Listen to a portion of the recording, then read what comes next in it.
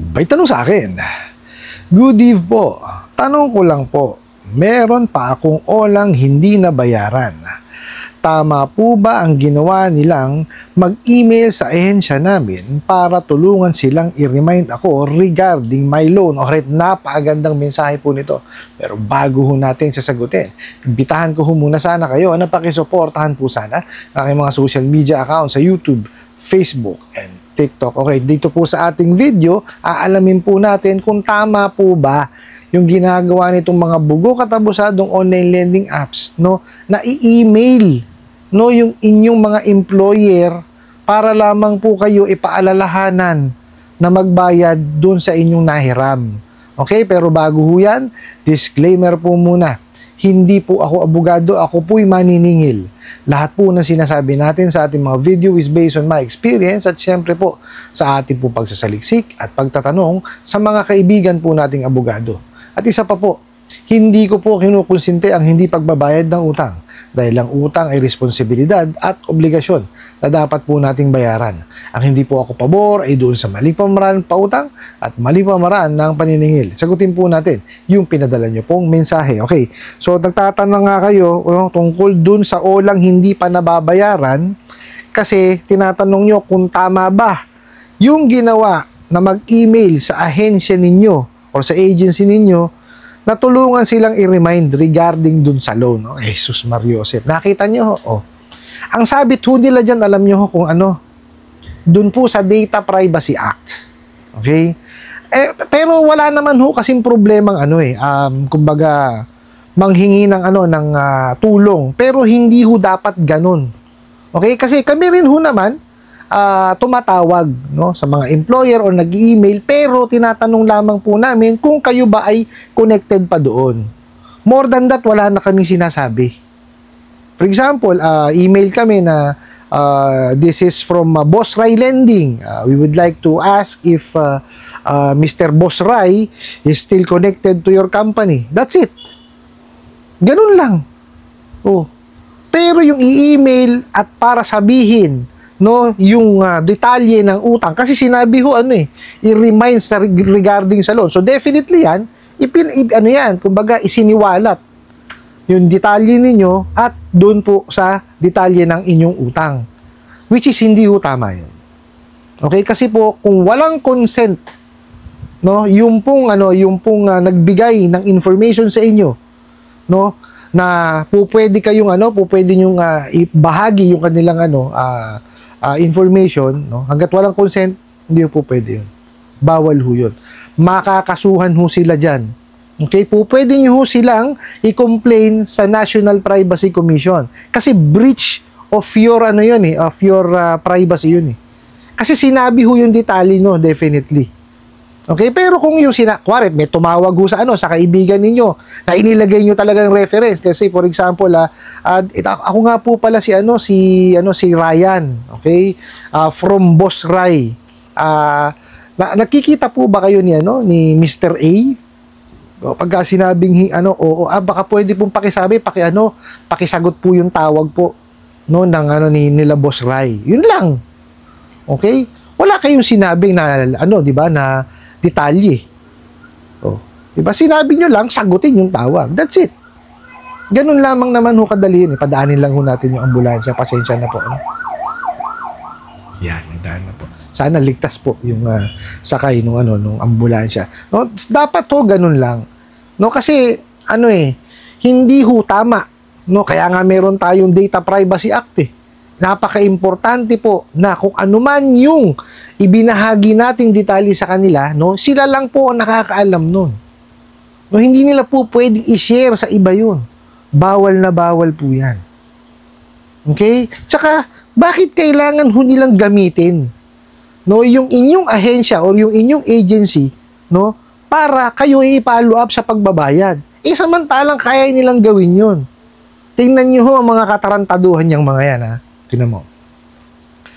Kung sila ho, ginagawa nila yung tamang paniningil, yung kinakausap kayo ng maayos, di po ba? Hindi nila kailangan pakiusapan or mag-email pa dun sa inyong pinagtatrabahuhan, no, para sila ay manghingi ng assistance. O di ba? Yan ho ang mahirap kasi sa kanila. 'Di ba? Inuna nila yung pabalagbag na pagpapautang, 'di ba? Inuna nila yung pagnanakaw ng detalye ninyo. O, inuna nila yung pambabalagbag ng paniningil sa inyo. Di ba? Manong, kung simula pa lang, 'di ba? Doon pa lang sa proseso ng ng application, sa pagpapautang, kung maayos na kagad yun, wala akong ganyan. Di ba? Maliho na, kumbaga, gambalain yung inyong ahensya para lamang, manghingi ng tulong para kayo i-follow up. Kalukuhan ho yan. Di ba? Hindi ho trabaho, nung inyong ahensya na i-remind ho kayo dun sa inyong obligasyon dun sa OLA. Sila ho ang merong obligasyon nun. Ang obligasyon nila as nagpautang is i-remind kayo dun sa inyong nahiram. Wala hong ibang tao dapat. Okay? Yan ho ang mahirap, hindi sila marunong talagang maningil. Kasi kung marunong maningil yan, hindi na ho tayo aabot sa ganyan. Totoo po yan. Yan ho ang bitter truth kasi. Yang mga yan, nakuha lang kung saan. Halika rito. Puka. To telepono. Tawag ka. Di ba? Ganun lang. Di ba? Wala ho talagang wala ho talaga silang alam sa paniningil. Kasi kung may alam ho sa paniningil yan, hindi ho basta-basta kausap yan. No? Ika-counsel pa ho kayo niyan. Kasi ganun ho ang paniningil, hindi naman ho Hindi naman ho balagbagan ng salita yan Sabi ko nga ho sa inyo, kung mapapanood niyo po yung mga previous videos ko, bago ho kami i-deploy, katakot-takot po na seminar, tsaka po training po ang aming inabot. Okay, kung di ko ako nagkakamali, 1 buwan ho yata akong nasa seminar tsaka training. Tapos bukod ho doon, di ba sa simula meron na kayong gano'n, consistent ho yan, dapat yan tuloy-tuloy ang learnings. Sa amin ho noon, nasa motorcycle industry po ako, every year po meron kami. Talagang hinahasa ho kami. Hindi ho, kasi nga uulitin ko sa inyo, yung maniningil po ang muka ng lending, kasi sila po ang nakaharap Di ho ba? Pagka walang alam sa paniningil ho, yung kolektor o yung maniningil, wala. Sablay talaga yan. Tingnan nyo nangyayari sa mga bugo katabusadong online lending apps, di po ba? Hindi marunong yung mga naniningil. O anong tingin doon sa sa mga bugo katabusadong online lending apps, di ba? Mga bugok. Di po ba? Yan, ganun lang ho naman yan Kasi, pagka ikaw binigyan ka ng obligasyon, trabaho mo yan Yan ang obligasyon mo, di ba? Gawin mo nang nasa tama. Anak ng kamote. Inilista na nga po ng SEC, di ba? Yung mga hindi dapat gawin doon sa prohibition of unfair debt collection practices. Bali na ho kumbaga yung mga hindi tama ang gawin, yun po ang inilista ng SEC. Susundin na lamang. Ba't hindi pa magawa? Ganyan ba talaga sila mga kabobobo? Ni pagbabasa, hindi nila alam gawin? May prohibition on unfair debt collection practices. Yung mga bawal, inilista. Samantalang yung mga bawal pa rin ang ginawa. Di na nakita niyo kawalang yan. Di ba? Uulitin ko po, Kagaya ho na sa tinatanong nyo, hindi ho tama na gamitin yung inyo pong ahensya, regardless yan kung email yan, SMS yan, o tawag, kung ano mang communication ang ginawa nila, hindi ho tama, na gamitin sila para po i-remind kayo dun sa inyong nahiram dun sa OLA o kung ano mang pautangan yan. Hindi po. Obligasyon po nung OLA yun, nung mga ahente po nila, nung mga agents nila, kung ano man ang tawag nila dyan. Wala kung sino man dapat na nakakaalam ng inyong detalye. Kung ano man po yung ibinigay niyong detalye sa kanila, sila lang po dapat ang nakakaalam yan. Hindi dapat nila sinisiwalat yan.